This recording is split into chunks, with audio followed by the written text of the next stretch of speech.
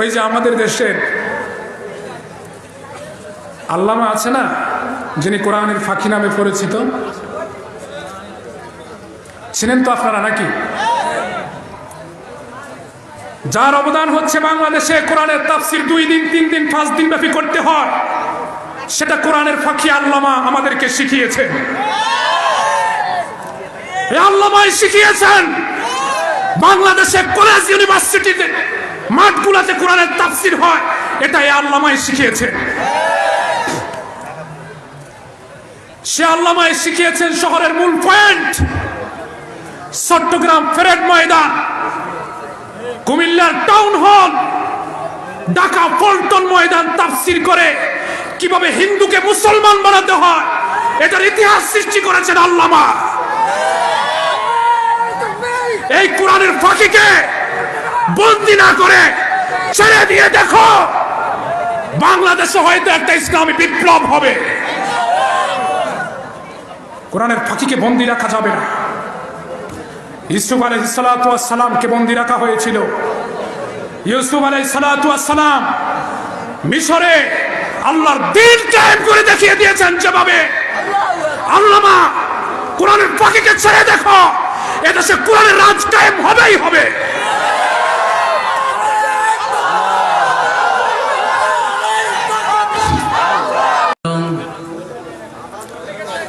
فقد قال الله تعالى في كلامه المجيد والفرقانه الحميد أعوذ بالله من الشيطان الرجيم بسم الله الرحمن الرحيم وإذا سألك عبادي عني فإني قريب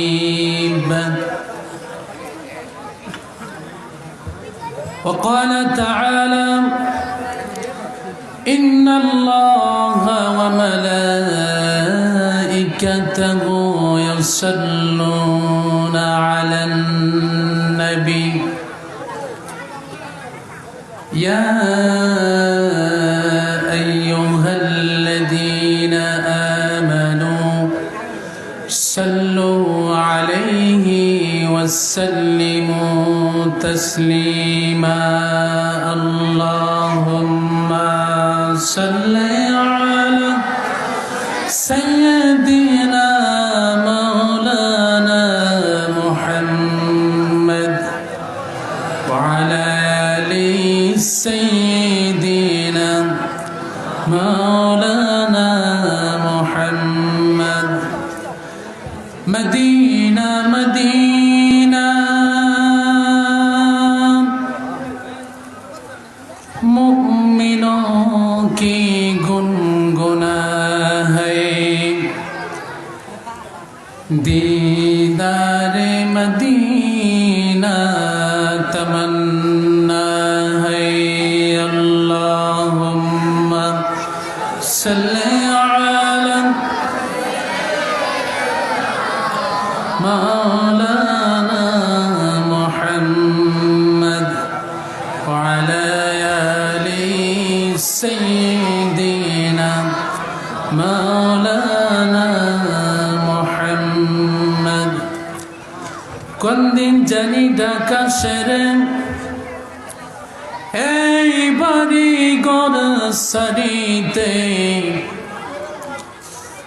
আপন পোশাক খুলে খুলে সাদা কাফন পরিতে আল্লাহুম্মা সাল্লি আলা সাইয়্যিদিনা মাওলানা মুহাম্মদ ওয়া আলা আলি সাইয়্যিদিনা মাওলানা মুহাম্মদ বালাগাল উলা বিকামালিহি كشف الدجى بجماله حسنت جميع خصاله صلوا عليه وآله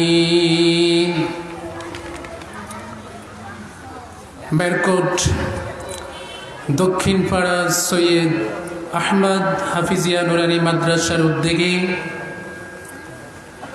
সপ্তম তফসিরুল কোরআন মাহফিল 2 দিন ব্যাপী তফসিরুল কোরআন মাহফিলের আজকের দ্বিতীয় দিনের সম্মানিত সভাপতি জনাব হাজী আব্দুল বারিক সাহেব, আজকের মাহফিলের সম্মানিত প্রধান অতিথি বিশিষ্ট সমাজসেবক, বিশিষ্ট ব্যবসায়ী জনাব আব্দুস সাত্তার মজুমদার সাহেব, প্রধান মেহমান হিসাবে থাকবেন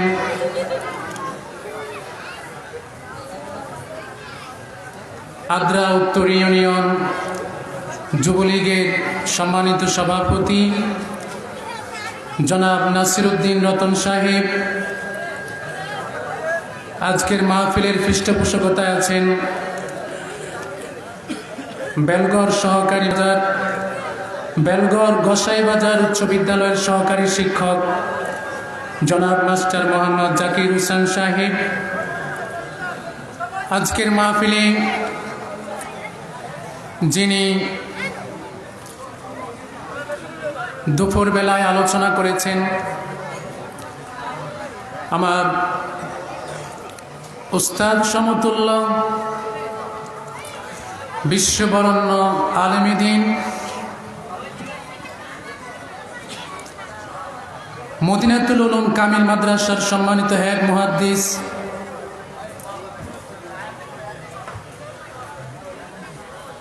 ডক্টর মুফতি আবুল কালাম আজাদ বাশার সাহেব, বাংলাদেশে বাংলা ভাষাভাষী জনগণকে সাধারণ জনগণের ভাষায় কোরআন বোঝানোর জন্য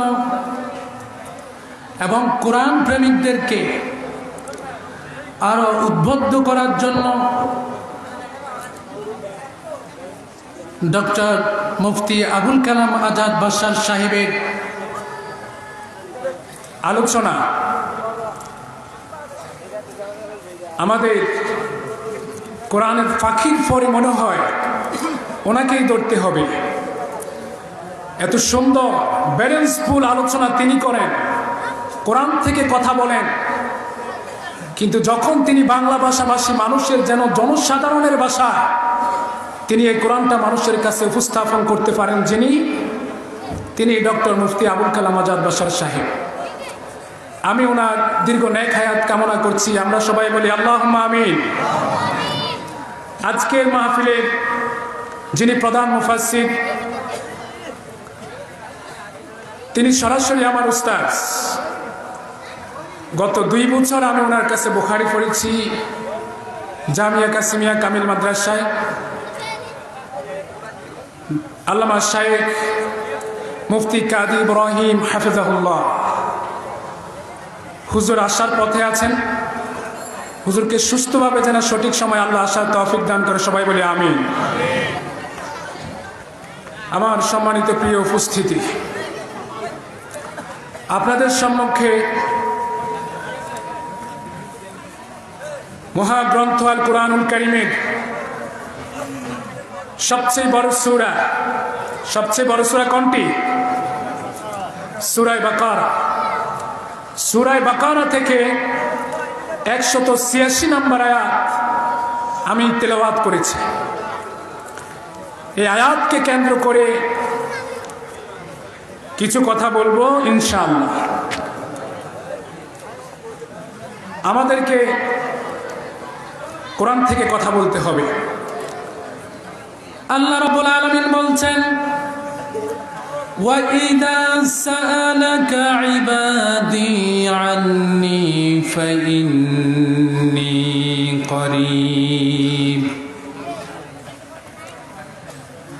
আমার বান্দারা যখন তোমাকে জিজ্ঞাসা করে আমার সম্পর্কে, আল্লাহ রাব্বুল আলামিন বলেন, আমার বান্দারা যখন তোমাকে আমার সম্পর্কে জিজ্ঞাসা করে ফাইন্নি করিব, তখন নিশ্চয়ই আমি আমার বান্দাদের নিকটবর্তী।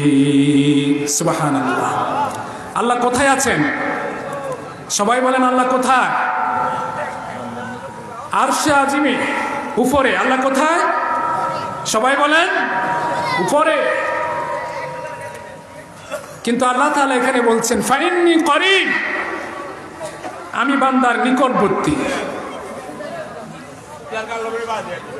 উজিবু দাওয়াতাদ দাঈ, উজিবু আমি সাড়া দেই, আমি জবাব দেই যখন আমাকে আহ্বানকারী আহ্বান করে। দাওয়াতাদ দাঈ, আহ্বানকারী আহ্বান করে, যে আমাকে ডাকার সে যখন আমাকে ডাকে। ইদা দাআন, যখন সে আমাকে ডাকে আমি আল্লাহ রাব্বুল আলামিন তার ডাকে সাড়া দেই। তাফসীর ইবনে কাসীরের মধ্যে এসেছেন আবু মুসা আশআরী রাদিয়াল্লাহু তাআলা আনহু বলেন, কোন এক যুদ্ধের সময় আমরা রাসূল করিম সাল্লাল্লাহু আলাইহি ওয়াসাল্লামের সাথে একটা পাহাড়ের উপরে উঠতেছিলাম, উপত্যকায় উঠতেছিলাম। এমন সময় সাহাবাজ বাহিনীর দল জোরে জোরে আওয়াজ করে আল্লাহ পান। সুবহানাল্লাহ। এটা হলো সূরা বাকারার 186 নম্বর আয়াত। আমার প্রিয় ভাইরা, যেহেতু তাফসীরুল কোরআন মাহফিল, কথা বলতে হবে কোরআন থেকে। কথা বলতে হবে কোথায় থেকে? কোরআন থেকে। কোরআন হলো মহাবিশ্বের মহাবিশ্ব, একটি আশ্চর্যজনক কিতাব। বিশ্ব মানবতাকে যদি মুক্তির পথে আনতে হয়, বিশ্ব মানবতাকে যদি শান্তির পথে নিয়ে আসতে হয়, মুসলিম উম্মাহকে যদি আজকে গোটা বিশ্বের এই দুর্দিনে ঐক্যবদ্ধ করতে হয়, তাহলে আসমানের নিচে জমিনের উপরে একটি মাত্র কিতাব দিয়ে সম্ভব, সেটা হলো মহাগ্রন্থ আল কুরআনুল কারীম।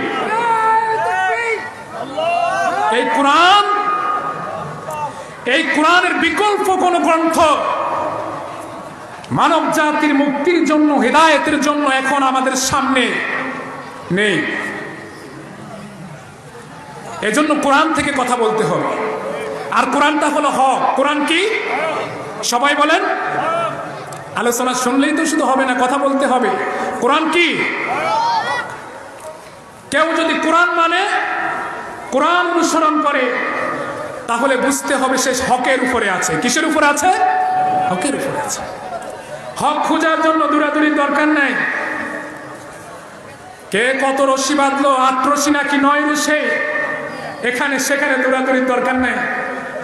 আপনার ঘরের আলমারির উপরে যে কোরআনটা আছে, এই কোরআনের সাথে সম্পর্ক গড়ে তুলুন। আপনাকে হকের পথ দেখিয়ে দিবেন কে? সবাই বলেন আল্লাহ। এজন্য কোরআনের পথে আসতে হবে। তো কোরআনের তাফসীর কি করা হবে? হাজার হাজার তাফসীর গ্রন্থ লেখা হচ্ছে। এটা তো এমন এক গ্রন্থ, আল্লাহ রাব্বুল আলামিন বলছেন,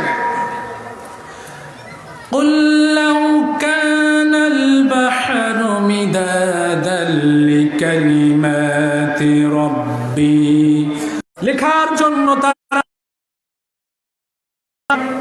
পানিকে যদি কালি বানানো হয়, আল্লাহ তাআলা অন্য জায়গায় বলছেন সাবআতা বুহুরিম মা নাফাদাত। দুনিয়ার যত সাগর মহাসাগর আছে, এই সাগর মহাসাগরের পানি কালি বানানোর পরে যদি শেষ হয়ে যায়, আরো যদি এরকম তারা 7টি মহাসাগর দ্বার নিয়ে আসে, সেটাও যদি পানিগুলোকে কালি বানানো হয়, ওই পানি দিয়ে কালি দিয়ে আমার কালামে ফাকের ব্যাখ্যা লেখা যদি শুরু করি, দুনিয়ার সাগর মহাসাগরের পানিগুলো শেষ হয়ে যাবে, আমার এই কালামের ব্যাখ্যা লেখা শেষ হবে না। সুবহানাল্লাহ। এটা শেষ হবার নয়, এই কোরআন চিরন্তন, আদি থেকে অন্ত পর্যন্ত এটা মানুষকে হকের পথ দেখিয়ে যাচ্ছে এবং যাবে। যারা কোরআন মানবে তারাই হকের উপরে থাকবে এবং সত্যের উপরে থাকবে। এজন্য আসুন কোরআন থেকে কথা বলি। আমার প্রিয় ভাইয়েরা, এখানে আল্লাহ রাব্বুল আলামিন বলছেন নবীজিকে, আমার বান্দারা যদি আপনাকে যখন জিজ্ঞেস করে আমার সম্পর্কে, আপনি বলে দেন আমি আমার বান্দাদের নিকটবর্তী। মুসলমানের মধ্যে অথবা যে কোনো মানুষ দোয়া করে না এমন কোনো মানুষ আছে বলেন? সবাই দোয়া করে। সবাই দোয়া করে না? সবাই দোয়া করে। যে নাস্তিক, সেও যদি মহাসাগরের মধ্যে বিপদে পড়ে যায়, জাহাজ ডুবে যাচ্ছে, সেও কিন্তু তখন তার আল্লাহকে ডাকে বিপদে পড়ে গেলে। আর চোর সন্ত্রাস চুরি করতে গেলে কাকে ডাকে? আল্লাহকে ডাকে। সবাই দোয়া করে, কিন্তু এই দোয়া করার পদ্ধতি, পথ, পন্থা, এগুলো সম্পর্কে আমরা অনেক মুসলমানই জানি না।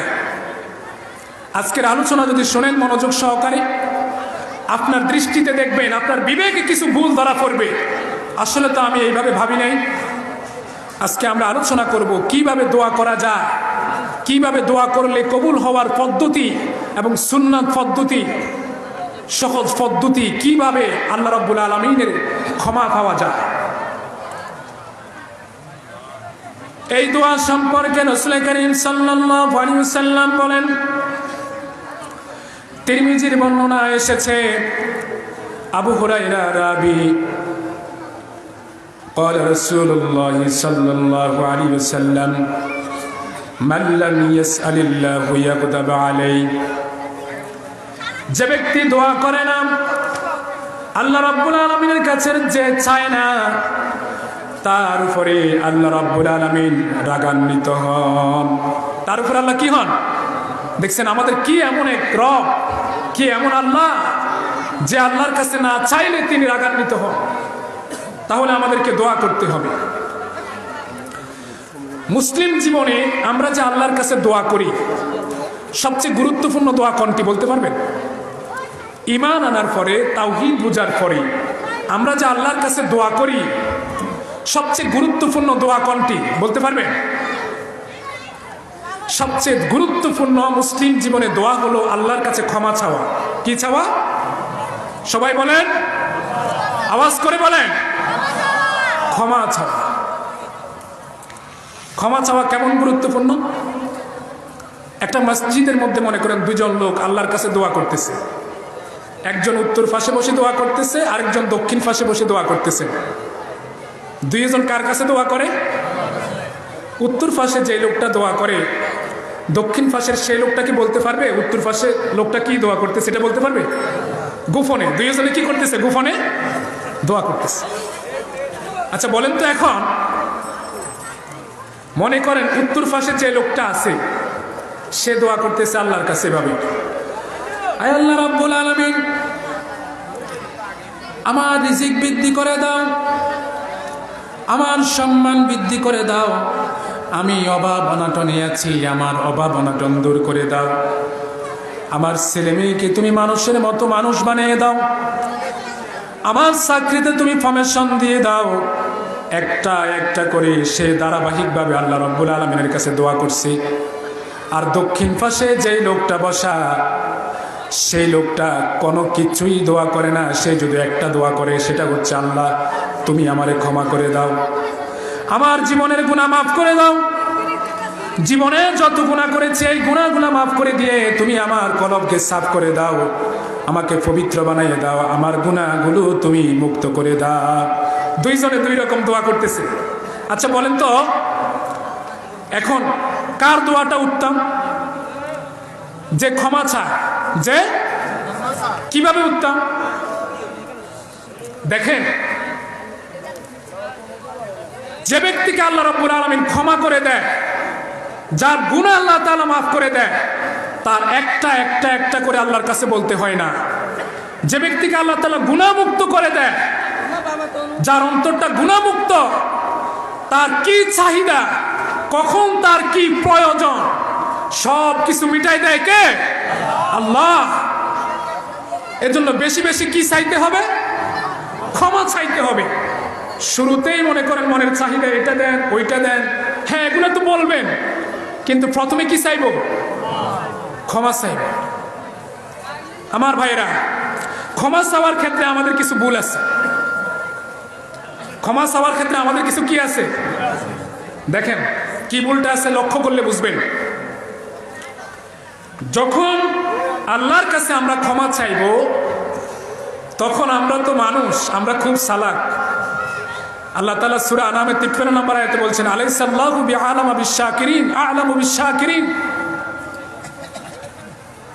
আমি কি জানি না আমার বান্দাদের মধ্যে কে কৃতজ্ঞ? এটা কি আমি জানি না? আমার বুঝাই দিতে হবে বান্দা কিভাবে ক্ষমা চায়। দেখেন,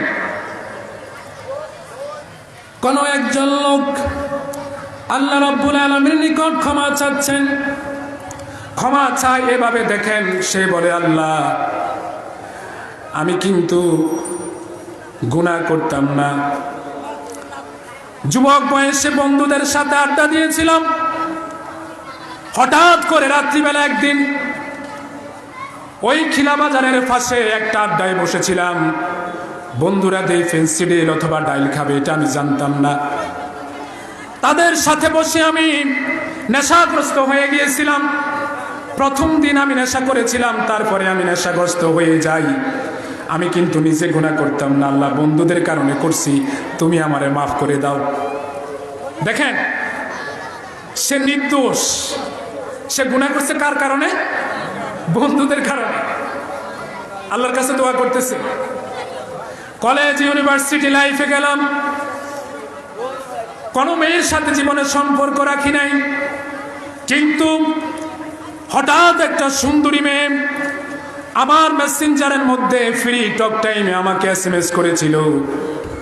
আমি বুঝতে পারি না, একদিন, 2 দিন, 3 দিন, সুন্দরী মেয়ে দেখে মনটা গলে গেল, তার সাথে আমার রিলেশন হয়ে গেল। এরপরে একদিন আমি তার সাথে পার্কে গেলাম। আয় আল্লাহ, আমি কিন্তু গুনাহ করতাম না, মেয়েটা আমাকে ফাঁকের মধ্যে ফেলে দিল, চক্রান্তে ফেলে দিল, এজন্য গুনাহ করছি, তুমি দয়া করে আমারে মাফ করে দাও। অথবা আল্লাহর কাছে এভাবে বলে, আয় আল্লাহ রাব্বুল আলামিন, সুদ কিন্তু আমি খেতাম না,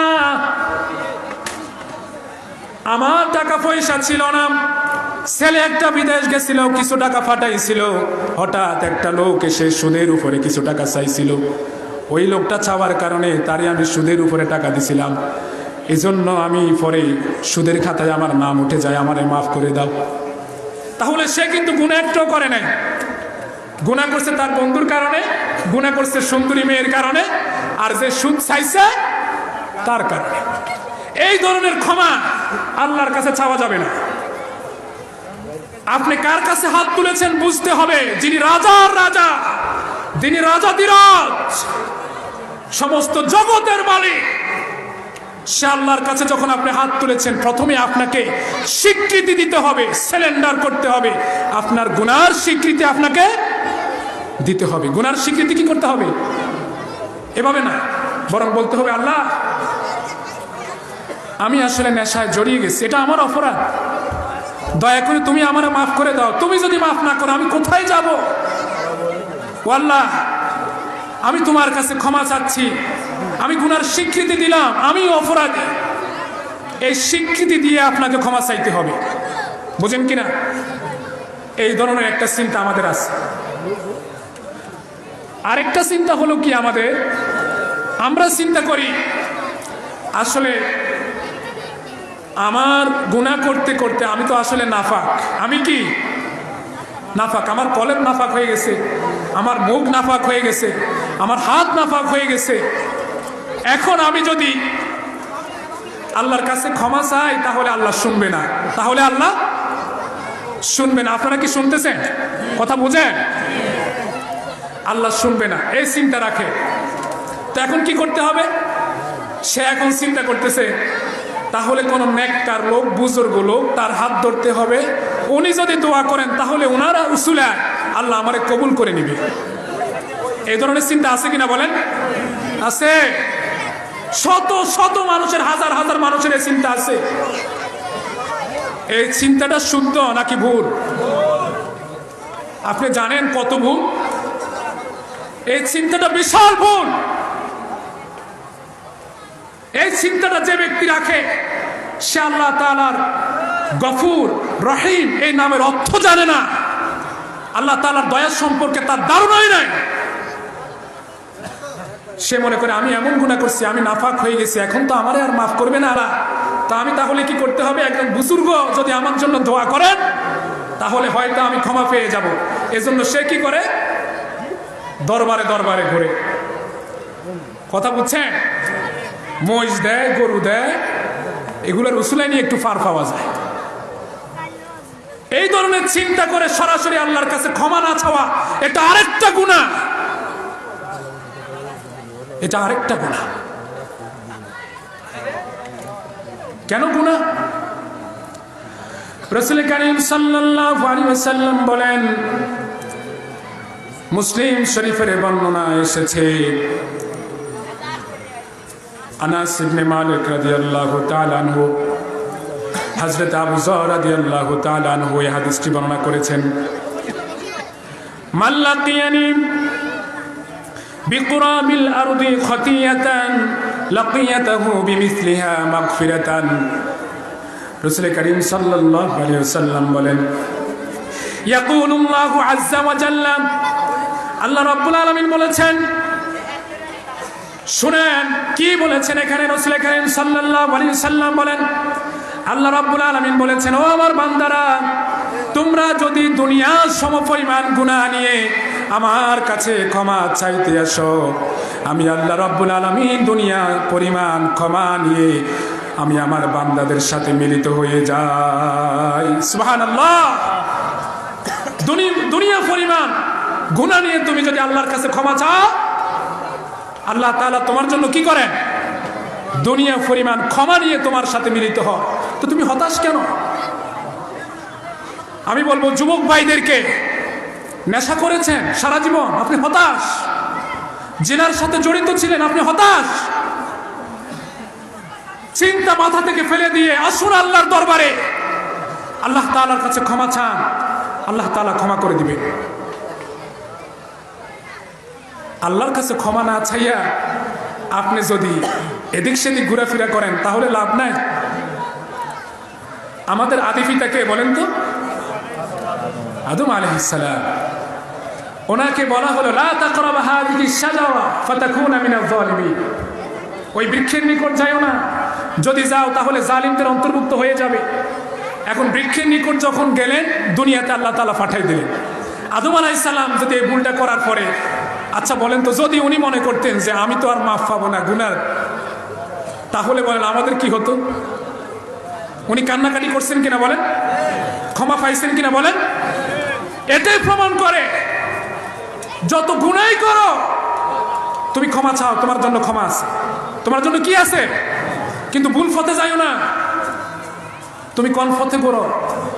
কিসের তোমার কেল্লা বাবা, কিসের তোমার ল্যাংটা বাবা, এসবগুলা সারি দিয়ে এক দরবারে আসতে হবে। সেটা কার দরবার? আল্লাহ। সরাসরি আল্লাহকে ধরো, একটা রশি জড়াই ধরো, একটা রশি, সেটা হলো তাওহীদের রশি। আল্লাহকে ধরো। আল্লাহ কোথায়? আল্লাহ কোথায়? আল্লাহ কি বলছেন শুনেন। সূরা নিসার মধ্যে আল্লাহ রাব্বুল আলামিন বললেন, ওয়া নাহনু আকরাবু ইলাইহি মিন হাবিলিল ওয়ারিদ। আমি আমার বান্দার কথাই শুনো, ও আমার বান্দারা, তোমরা যখন আমাকে ডাকো, আমাকে তোমরা কোথায় চিন্তা করো? যখন আপনি দোয়া করেন তখন আপনি আল্লাহকে কোথায় চিন্তা করেন? আপনি কি মনে করেন আল্লাহ আপনার থেকে দূরে? বরং বন্ধু, আল্লাহ রাব্বুল আলামিন বলেন, ওই যে গর্দানের মধ্যে তোমাদের শিরা উপশিরা রয়েছে, মিন হাবলিল ওয়ারিদ, ওই গর্দানের মধ্যে যে শিরা উপশিরা রয়েছে, ওই শিরা উপশিরা থেকেও আমি আল্লাহ তোমাদের নিকটবর্তী। সুবহানাল্লাহ। বুঝেন কথা? তাহলে এই ধরনের আল্লাহকে দেখে হতাশ হওয়ার কোনো সুযোগ আছে? তাহলে আপনি কোথায় যান? আপনি কোথায় ঘুরেন? সরাসরি সেজদায় চলে যান, সেজদায় গিয়ে ক্ষমা চান, আল্লাহ অন্যায় করছি, স্বীকৃতি দিচ্ছি, আমি ভুল করে ফেলেছি, আল্লাহ আমাকে মাফ করে দেন। আল্লাহ তাআলা মাফ করবেন কিনা বলেন? আচ্ছা, আপনাদেরকে প্রশ্ন করি, আপনারা কিন্তু খেয়াল করবেন, প্রশ্ন তো উত্তর দিচ্ছেন না, অনেকে চুপ করে আছেন। আর ওয়াজে আসলে এই অভ্যাসটা মানুষের, মনে করতে বসছিতে তো কত না, আরো কথা বলবো না, এমনটা হলে চলবে না, একটু কথাবার্তা বলতে হবে। এখন যুবক ছেলে বেকার, মায়ের কাছ থেকে প্রত্যেকদিন টাকা নেয়, 2 দিন পরে মা 100 টাকা দাও, মা বলে না তোরা না 2 দিন আগে 100 টাকা দিলাম, দিব না। মা বলতেছে কি টাকা দিব না। ছেলে তারপরও বিনয়ের সাথে, মা দাও, একটু আদর কদর দিয়ে সোহাগ দিয়ে মাকে বলছে, তো মা 100 টাকা দিচ্ছে, ধর আর কখনো টাকা চাইবি না, আর টাকা দেবো না তোকে, এরকম বলে না মা? এখন ছেলে কি করছে জানেন? ছেলে আজকে থেকে আর মার কাছে টাকা চায় না, ছেলে চায় তার শাশির কাছে। কার কাছে টাকা চায়? শাশির কাছে গিয়ে বলে, শাশি আমার আম্মাকে গিয়ে একটু বলেন না আমার 100 টাকা দিতে। তো মা তো প্রথম দিন দিয়ে দিছে, দ্বিতীয় দিন আবার ছেলে মার কাছে টাকা না আছে, চাইতেছে শাশির কাছে, শাশি আমার মাকে গিয়ে বলেন না আমাকে 100 টাকা দিতে। মা বিষয়টা উপলব্ধি করে, কি রে সন্তান আমার, গর্ভে ধারণ করলাম আমি, ছোট্ট শিশু থেকে লালিত পালিত করে বড় করলাম আমি, দক্ষ সব করলাম আমি, কিন্তু ছেলেতে তার শাশির সাথে বাইল মেয়েরা শাশির থেকে টাকা চায়, আমার কাছে টাকা চায় না। আচ্ছা বলেন তো মায়ের মনে কষ্ট যাবে কিনা? সবাই বলেন যাবে। মানে 100 মাস সহ্য করতে পারবে না। ছেলে আমার টাকা চাইবি আমার কাছে, এই বান্দা তোর সৃষ্টি করলাম আমি, তুই ক্ষমা চাইবি, যা চাইবি আমি আল্লাহর কাছে চাইবি, তুই কার কাছে চাস? অন্যের কাছে চাইলে আল্লাহর কষ্ট লাগবে কিনা বলেন? তোরে আমি জাহান্নামের ভয় দেখাই কেন জানোস? এটা শুনে বাবা ছেলের মধ্যে গভীর মোহাব্বত। তো ছেলে একদিন কি করছে, বাবার জন্য একটা উপহার বানাইছে। কি বানাইছে? উপহার বানাইছে। ছেলে উপহারটা বাবাকে দিবে, বাবা আজকে শহর থেকে আসলে বাবাকে উপহারটা দিবে। এখন বাবা আসছে মনে করেন সন্ধ্যার পরে, রাত্রে, কিন্তু হঠাৎ ছেলে যে কোনো কারণে বাসার বাহিরে গেছে। শুনতেছেন কথা? এখন বাবা এসে বাসায় গরম, ছেলে কই? পরিবার বলতেছে ছেলে তো বাহিরে গেছে। এত রাত্রে ছেলে বাহিরে, আজকে আসো। ছেলে যখন বাইরে থেকে আসলো, বাবা তো গরম, আমি এত কষ্ট করে মাথার ঘাম ফায়ে ফেলে তোমাদেরকে বড় করতেছি, আর তুমি বাহিরে আড্ডা দাও। ছেলেকে একটা শাসন করলো। ছেলের জন্য মনে করেন ব্যাট ট্যাট নিছে। এখন ছেলে কি করছে জানেন? ছেলে ওই যে বাবার জন্য একটা উপহার বানাইছিল, ছেলে উপহারটা ছিঁড়ে ফেলছে। ধুর, বাবা আমার যে শাসন করছে, আসলে বাবা কোনো আমার মোহাব্বত করে না, বাবারে দিয়ে লাভ নাই, এটা ছিঁড়ে সে ফালাই দিছে। আচ্ছা বলেন তো, বাবা যে ছেলেকে শাসন করলো, বাবার সাথে কি ছেলের শত্রুতামি আছে?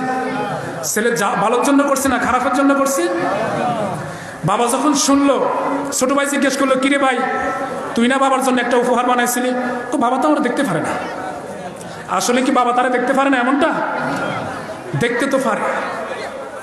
বাবা যখন শুনলো যে কিরে আমার জন্য উপহার বানাইয়া ছেলে এটা ছিঁড়ে ফেললো, তাহলে বাবার মনে কষ্ট আসবে কিনা বলেন? আরে বাবা তখন খুব কষ্ট পেয়েছে। ও বান্দারা, তোমাকে জাহান্নামের ভয় দেখায় আল্লাহ, যেন তুমি ভালো পথে থাকো, সঠিক পথে থাকো। তার মানে তো এ নয় আল্লাহ তোমাকে ভালোবাসে না, তার মানে তো এ নয় আল্লাহ তাআলা তোমাকে জাহান্নামে দেওয়ার জন্য তৈরি করছে, সৃষ্টি করছে, এটা নয়। বরং তুমি যত গুনাহ করছো, অপরাধ করেছ, তুমি আবার আল্লাহর কাছে চলে আসো। কার কাছে চলে আসো? আল্লাহর কাছে এসে সারেন্ডার করো। আল্লাহ, আমি গুনাহ করে ফেলেছি, আমারে মাফ করে দেন। আমি অপরাধ করে ফেলছি, আমি বুঝি না, আমারে মাফ করে দেন। আল্লাহ তাআলা মাফ করবে কিনা বলেন? কেমন মাফ করবে এটা তো আপনারা বলতেছেন, কোরআন থেকে শুনেন। আল্লাহ রাব্বুল আলামিন কুরআনুল কারীমে বললেন, আফালা ইয়াতুবুনা ইলাল্লাহি ওয়া ইস্তাগফিরুনাহু ওয়াল্লাহু গফুরুর রহিম। এখানে আল্লাহ কি বলছেন? আল্লাহ তাআলা বললেন, তারা কেন ফিরে আসে না? গুনাহ করার পরে আমার বান্দারা কেন ফিরে আসে না, কেন তওবা করে না? আল্লাহ তাআলা বলেন, তারা কেন ফিরে আসে না? ওয়াস্তাগফিরুনাহু, আমি আল্লাহ তাআলা তো ক্ষমাশীল, আমি আল্লাহ তাআলা তো ক্ষমাশীল। আল্লাহু গফুরুর রহিম, আমি শুধু ক্ষমাশীল না, ক্ষমা করার ব্যাপারে আমি খুবই দয়াশীল এবং ক্ষমাশীল। তারা যদি আমার কাছে ফিরে আসে, আমি আমার বান্দাদেরকে ক্ষমা করে দেব। সুবহানাল্লাহ।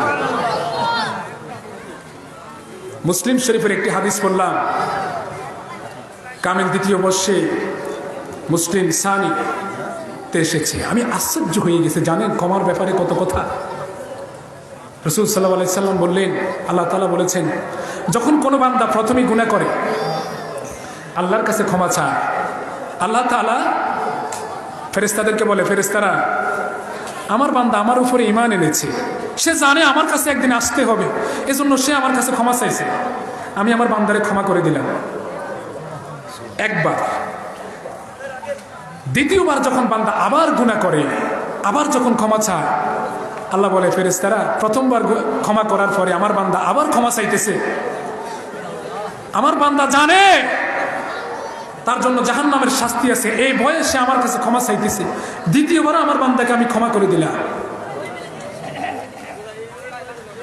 তৃতীয়বার যখন আবার বান্দা গুনাহ করে, গুনাহ করার পরে বান্দা যখন আবার ক্ষমা চায়, আল্লাহ তাআলা বলেন, ফেরেশতারা, মিজান আছে, হাসরের ময়দান আছে, এই বয়সে আমার কাছে ক্ষমা চাচ্ছে, তোমরা সাক্ষী থাকো, তৃতীয়বারও আমি আমার বান্দাকে ক্ষমা করে দিলাম। সুবহানাল্লাহ।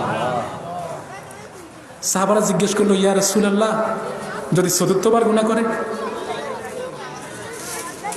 তখন রাসূল বললেন, আল্লাহ তাআলা বলেছেন, যদি তৃতীয়বার ক্ষমা করে দেয়, এই লোকটার নাম আল্লাহ তাআলা জান্নাতের কাতারে লিখে নেন। সুবহানাল্লাহ।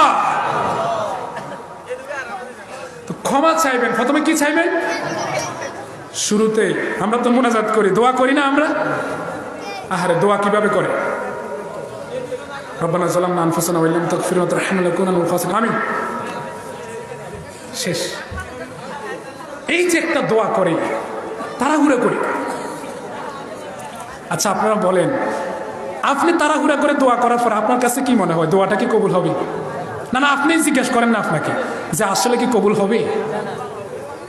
ইমাম সাহেব সকালবেলা ফজরের নামাজের সালাম ফিরে দোয়া করতেছেন, মাসনুন দোয়া পড়তেছেন, দোয়া পড়ে না, ফইরা হাত তুলছে, হাত তুলে দোয়া করতেছেন।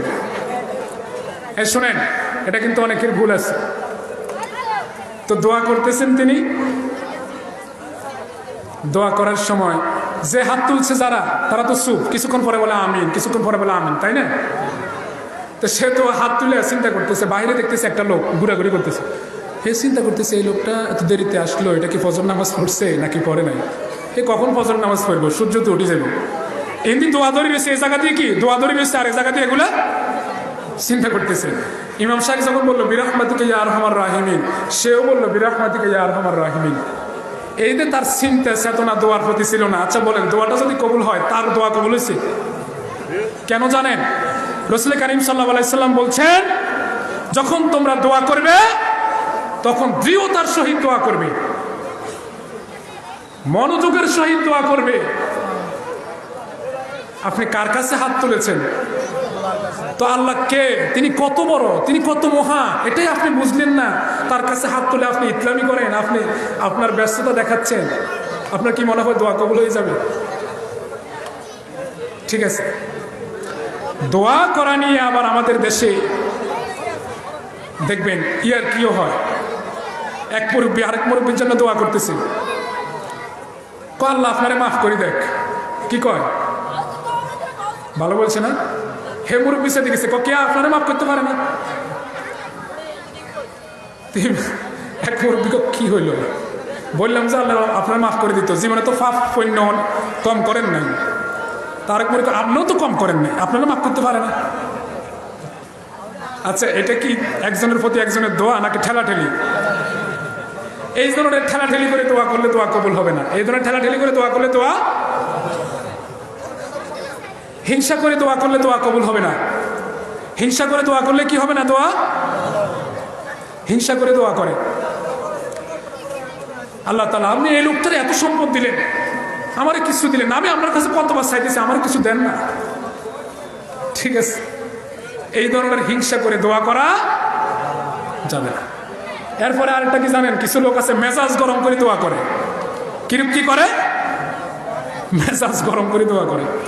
আল্লাহ রাব্বুল আলামিনের কাছে বলে,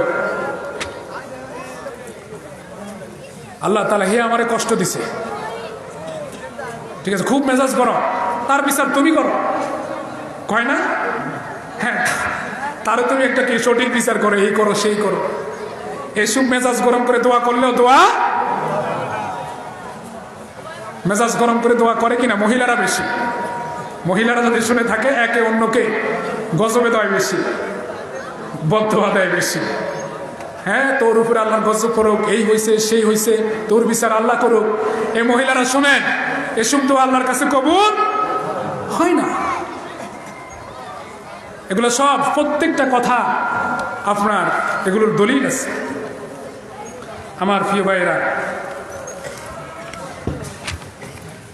এরপরে আপনি যখন দোয়া করবেন তখন এখন দোয়া কবুল হবে কিভাবে, আপনি চেষ্টা করবেন আপনি যেই ভাষায় দোয়া করতেছেন সেই ভাষাটা বোঝার চেষ্টা করবেন, সেই ভাষাটা বোঝার। আমরা একে একে সবাই দোয়া করি, কিন্তু দোয়ার ভাষাগুলো আমরা বুঝি না। আল্লাহুম্মা ইন্নী আসআলুকা ইলমান নাফিআ ওয়া রিজকান তাইয়্যিবা ওয়া আমালান মুতাকাব্বালা, এটা একটি দোয়া। এটার অর্থ হলো, হায় রব্বুল আলামিন, আল্লাহুম্মা ইন্নী আসআলুকা ইলমান নাফিআ, আমি আপনার নিকট কল্যাণময় এলেম চাই, কল্যাণকর জ্ঞান চাই। আল্লাহুম্মা ইন্নী আসআলুকা ইলমান নাফিআ ওয়া রিজকান তাইয়্যিবা, পবিত্র রিজিক চাই, ওয়া আমালান মুতাকাব্বালা, এবং এমন আমল চাই যে আমলটা কবুল হওয়ার মতো আপনার কাছে গ্রহণীয়। কিন্তু এটার অর্থ আমি বুঝি না, এটার অর্থ আমি বুঝি না। মনে রাখবেন, আরবি দোয়াগুলো অর্থ না বুঝে দোয়া করলেও এগুলার পাওয়ার আছে, কিন্তু অর্থ বুঝে দোয়া করলে এটার গুরুত্ব বেশি, অর্থ বুঝে দোয়া করলে এটার গুরুত্ব। এক ইমাম সাহেব আপনার প্রত্যেক দিন প্রত্যেক ওয়াক্তে দোয়া করে, রব্বানা হাব লানা মিন আজওয়াজিনা ওয়া যুররিয়াতিনা কুররাতা আয়ুনিন ওয়াজআলনা লিল মুত্তাকিনা ইমামা। এটার অর্থ হলো, আল্লাহ রাব্বুল আলামিন, তুমি আমাকে নেককার স্ত্রী দান করো, এমন সন্তান দান করো যে সন্তান এর দিকে যারা ইমানদারদের মুত্তাকিদের ইমাম হয়, মুত্তাকিদের নেতা হয়, এমন সন্তান তুমি আমাকে দান করো। এখন এটা শোনার পরে একজনে মনে মনে ভাবছে, হুজুরে মনে আসলে বিয়ে শাদিও করে নাই, ছেলে মেয়েও তেমন নাই, না প্রত্যেক ওয়াক্তে দোয়া করে কেন? হুজুরে জিজ্ঞেস করলো, হুজুর আপনি কি বিয়ে করছেন? হুজুর কয়, শুধু একটা মেয়া, বিয়ে তো দুইটা করছে। আপনার কি ছেলে সন্তান নাই? ছেলে সন্তান তো আমার 7 জন। তাহলে আপনি যে প্রত্যেক ওয়াক্তে শুধু এই দোয়াই করেন, রব্বানা হাব লানা মিন আজওয়াজিনা ওয়া যুররিয়াতিনা কুররাতা আয়ুন ওয়াজআলনা লিল মুত্তাকিনা ইমামা। হুজুর বলতেছে, আসলে এটার অর্থ কি? তো এটার অর্থ বলার পরে বলতেছে, আসলে ভাই আমি যে এই দোয়াটা করি আমি নিজের অর্থই বুঝি না, এটার অর্থই বুঝি না। এজন্য আপনি মনে রাখবেন, আপনি যে আরবি দোয়াগুলো করতেছেন এগুলো যদি অর্থ সহ বুঝে দোয়া করেন সেটা আরো গুরুত্বপূর্ণ, সেটা আরো কি চেষ্টা করবেন। সবাই তো আর পারবেন না, চেষ্টা করবেন।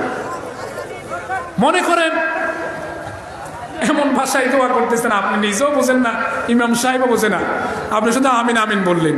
তো ইমাম সাহেব কি বললো, আপনি কি বললেন? শুধু আল্লাহুম্মা আমিন বিরহমাতিকা ইয়া আরহামার রাহিমিন, এটাই শুধু বুঝলেন, আর তো কিছু বুঝলেন না। ওই যে আমাদের দেশের আল্লামা আছে না, যিনি কোরআনের ফাঁকি নামে পরিচিত, ছিলেন তো আপনারা নাকি? যার অবদান হচ্ছে বাংলাদেশে কোরআনের তাফসির 2 দিন 3 দিন 5 দিন ব্যাপী করতে হয়, সেটা কোরআনের ফাঁকি আল্লামা আমাদেরকে শিখিয়েছেন। এই আল্লামাই শিখিয়েছেন বাংলাদেশে কলেজ ইউনিভার্সিটিতে মাঠগুলোতে কোরআনের তাফসির হয়, এটা এই আল্লামাই শিখিয়েছেন। সে আল্লামাই শিখিয়েছেন শহরের মূল পয়েন্ট চট্টগ্রাম প্যারেড ময়দান, কুমিল্লার টাউন হল, ঢাকা পল্টন ময়দান তাফসির করে কিভাবে হিন্দুকে মুসলমান বানাতে হয় এটার ইতিহাস সৃষ্টি করেছেন আল্লামা। এই কোরআনের ফাঁকিকে বন্দী না করে ছেড়ে দিয়ে দেখো, বাংলাদেশে হয়তো একটা ইসলামী বিপ্লব হবে। কোরআনের ফাঁকিকে বন্দী রাখা যাবে না। ইউসুফ আলাইহিস সালাতু ওয়াস সালামকে বন্দী রাখা হয়েছিল। ইউসুফ আলাইহিস সালাতু ওয়াস সালাম মিশরে আল্লাহর দ্বীন কায়েম করে দেখিয়ে দিয়েছেন। যেভাবে আল্লামা কোরআনের ফাঁকিকে ছেড়ে দেখো, এদেশে কোরআনের রাজ কায়েম হবেই হবে।